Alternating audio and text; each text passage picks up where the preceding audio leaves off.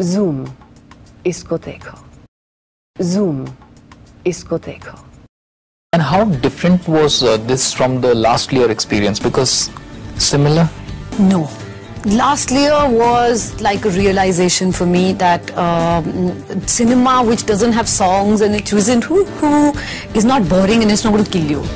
And it's not a waste of time, truly. I used to think like that. I said, oh God, why am I doing something like this? It also made me feel that, okay, this is the world I know very little about and I need to explore. But I don't see myself doing 50 films here. That's never going to happen. So I must choose 2 or 3 and kick ass in them. And then say, okay, I tried it. Because it's really not up my sleeve. Yeah, and coming back to Deepa Mehta, like you must have heard a lot about her. But how was it meeting her? Was she removed from the reality? Was she how you expected her to be? She's better than what I expected her to be. I think she's an extremely perceptive director and she's got these eyes. Like this, she looks so nice. To get like a little scared of her eyes, I'd be like, oh, even if I was thinking of like, oh God, what am I doing here? And she'd just look at me, I would feel that she's reading me. She's a director who gives a lot of space to the actor. She doesn't like clamp you and say, you know, you have to do it like this. She just lets you be. And she'll fine tune you. Like my equation with her was, if I had to understand her, I'd tell her, Deepa, how much am I doing on 1 to 10? And she'd say 5. And I'd say, how much do you want me to do? And she'd be 7 or 3. And I'd get it. And she goes, that's it? And I was like, yeah. You're more comfortable with the women directors, I think. No, I wouldn't say that. I think there was a FICCI conference and I said there that why are women always placed to compete with women? We want to compete across the board, and across the board there should be excellence. If 5 guys are better than us, then we want to compete with those 5 guys. We don't want to compete with the 3 other women and say, "Ye women ka quota hai." So same way to me, a director is not feminine or masculine. A director is either a good director or they're not that great. And Deepa comes in the category of a fine director. It deals with domestic violence, you know. And there's something you felt very strongly about equal rights, about, you know, standing up for yourself.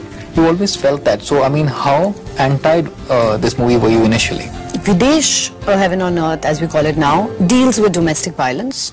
But that's not the whole picture. It deals with immigration. It deals with the power of the imagination. So there are lots of things this whole film is about. But it goes deeper. Oh yeah, it goes deeper, it goes into the power of the mind. My character Chand, the way she deals, there Ash kills her husband. But here, this is more how she deals with her issues. And the thing is, if there is no external factor helping you, somehow you have to find that strength within you, so that you can live with that dignity. Preity, I don't think you are the type, but any of your friends, have they encountered domestic violence and how you felt about that? Yes, I've actually seen a lot of it, if you ask me.